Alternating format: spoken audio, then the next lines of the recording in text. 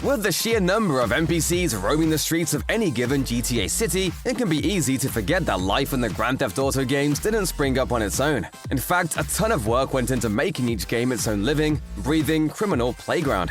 For a series that puts the spotlight on hilarious dialogue and quirky voice performances, it's hard to believe GTA 3 didn't even have a speaking main character. Gradually, however, Rockstar opted to go after more high-profile performers to portray its characters. These are the people behind the animated figures seen in-game, though they don't always resemble their gaming personas. While many games often place actors in motion capture suits to simultaneously obtain voice work and character movement, like Naughty Dog does with Uncharted and The Last of Us, earlier Grand Theft Auto games mainly acquired the actors for their voices, rather than the whole package. Vice City featured a star-studded cast that included the likes of Ray Liotta, Dennis Hopper, and Burt Reynolds. Many of these performers can be seen recording their lines in behind-the-scenes footage. Although someone else would later provide the animation for these characters, it's interesting to see how much of the physical performance already came through some of the actors. This is a disaster! We are so screwed, man. Newer advancements in technology have changed the animation and design process for developers and performers alike. In earlier Rockstar games, the celebrities providing voice work did not do their own motion capture. This is best illustrated in the behind-the-scenes footage of Grand Theft Auto Vice City, which depicts the motion capture process in great detail and shows the actors who created the body language and movement seen in the game. Later on in the same footage, a time-lapse of Tommy Vercetti's character model creation is shown. The animators started with the motion capture animation, then went on to a wireframe animation before finally detailing the finishing touches. This is dissimilar from later games like Red Dead Redemption 2, which uses motion capture to gather animations for facial features on top of bodily movement. A number of Rockstar's earlier projects involved hiring A-list celebrities for voice work, then handing the physical movements off to another performer. In recent years, however, the company has shifted toward bringing in talents that can contribute towards both jobs, making each character feel like a fully realized performance. For Grand Theft Auto 5, things changed extensively. The 2013 game took things up a notch, featuring 3 playable protagonists played by Stephen Ogg, Ned Luke, and Sean Fontino. In an interview with Grandos, Stephen Ogg elaborated on his work history on the game and how involved the mocap process could be, recalling how actors would be dressed in motion capture suits even when they're just talking. Games undergo a number of alterations during development. Nothing is more exemplary of this fact than changing character designs. From concept art to animated models, initial concepts of playable characters occasionally have little in common with what was eventually finalized. Nico is probably the Rockstar character that had the most complicated creation. While the character's design began with Russian actor Vladimir Mashkov's likeness, Rockstar experimented with many different styles for him, going through a number of facial features and haircuts before settling on the final look. As noted by YouTube channel GTA Series Videos, Nico was also originally, quote, younger and had slightly longer hair in the beginning of development. Not only that, but hairstyles nearly had a bigger role in the game. Hair was going to be fully customizable in Grand Theft Auto 4. Even now, barbershops are scattered around Liberty City, and there are some images of unfinished barber exteriors that can't be accessed in the final game. Nowadays, video game teams have the ability to essentially copy and paste an actor's appearance onto a character to streamline the design phase. Nico is an example of Rockstar constantly retooling a design based on an actor, all in the name of creating the perfect main character. Depending on who you ask, this work all paid off, as Nico is frequently cited as the best protagonist in the series. In your letters to me, all I hear about is Mr. Big, Mr. Roman, living the American dream. Besides unforgettable characters, Grand Theft Auto is famous for rich open worlds. These environments are painstakingly crafted to emulate a living, breathing world that you can punch. But before the labor of design and animation can begin, the devs have to do a good bit of legwork. Almost every Rockstar game takes place in a unique locale, even when returning to well-trodden territory, like Liberty City in Grand Theft Auto 4. Rockstar will overhaul its maps by packing in even more detail and realism.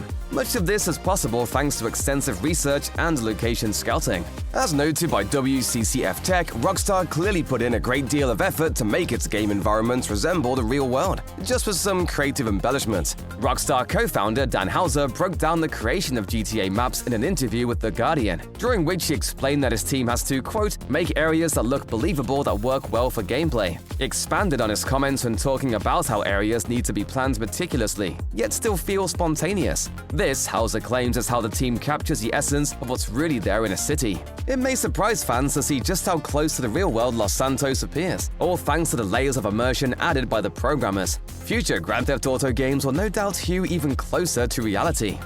Missions can be much more than just fun romps in GTA titles. These integral story beats can take place in outdoor cityscapes or in special interior levels tailor-made for specific story missions. And a lot of work goes into making sure that each level suits its mission. Miriam Bellard, director for visual development at Rockstar North, conducted a presentation in 2019 that went in-depth on environment and level design. According to Bellard, despite the fact that the player controls camera movement, Rockstar still aims to make cinematic experiences. Early phases of production involved the use of 2D sketch models to help lay out an environment before 3D animation. While showing off one of these sketches, Bellard explained that the models give the whole team a preview of what art direction and gameplay mechanics will look like as the project progresses. Placing both the 2D early model and the 3D finished product side by side, Bellard demonstrated the obvious differences between the two images. Once the game's lighting team comes in and does its job, it can drastically alter the composition of the image, regardless of how similar the structure is in the original model. Lastly, the presentation used a photo of an alleyway to offer insight into how the developers have researched player habits. The alleyway extends away from the camera and has a right turn. Bellard claims that, quote, if this is a video game, I'm going up the alleyway to the side. Breakdowns like these help developers decide how to map out locations with player movement and progression in mind. All of these factors come together to create the memorable environments in Grand Theft Auto. Nice work, kid, but the hit the f***ing fan. The cops are crawling up my ass with flashlights looking for you. Because of advancements in technology and glaring limitations of the overhead 2D space, GTA made the obvious jump to 3D environments with Grand Theft Auto 3.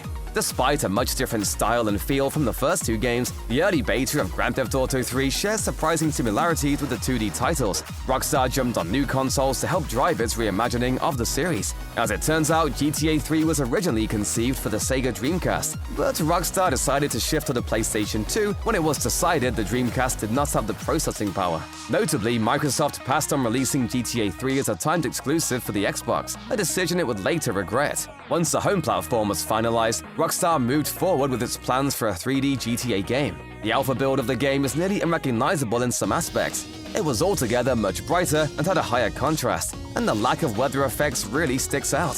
Fog, clouds, and overcast conditions are non-existent. The colors of cars pop out considerably more than in the final release, more closely resembling the vehicles from the first two Grand Theft Auto games, but they were relatively easy to spot. In general, GTA 3 borrowed many concepts from its 2D predecessors early on, only to set itself apart during the later stages of development.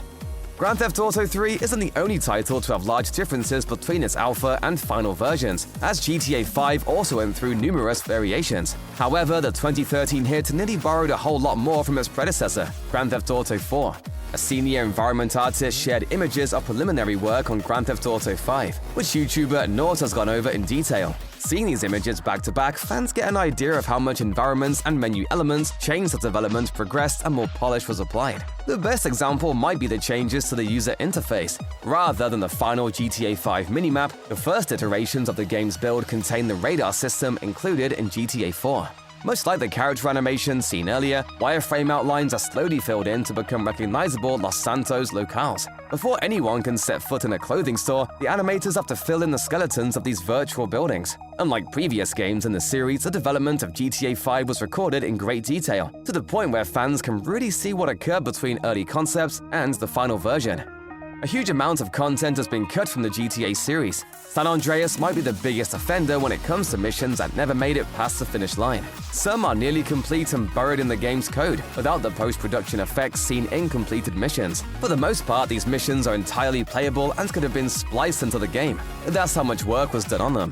GTA series videos breaks down these missions, explaining all of the audio sequences, texts, icons, and models used for these missions are still in the game code. The only missing elements are the introduction cutscene animations. Fortunately, a lot of the work that went into this content eventually saw the light of day in GTA 5, with elements of the roadside assistance mission from San Andreas being implemented in Franklin's missions. A clear amount of effort has gone into the Grand Theft Auto series that is nearly unmatched by any other publisher or developer. And when GTA is stripped of its polish, all that's left to see is the obvious passion and hard work that was infused in these legendary titles. When I'm gone, everyone gonna remember my name. Big Smoke. As impressive as the final product is, there's still a thrill to seeing the actors behind the characters perform in the flesh. In a rare instance of Grand Theft Auto being adapted to live action, actor Stephen Ark, who portrayed Trevor in GTA 5, reprised his role in a comedy sketch revolving around VR. This is probably the clearest look fans have ever gotten at what GTA looks like in real life, and it quickly went viral.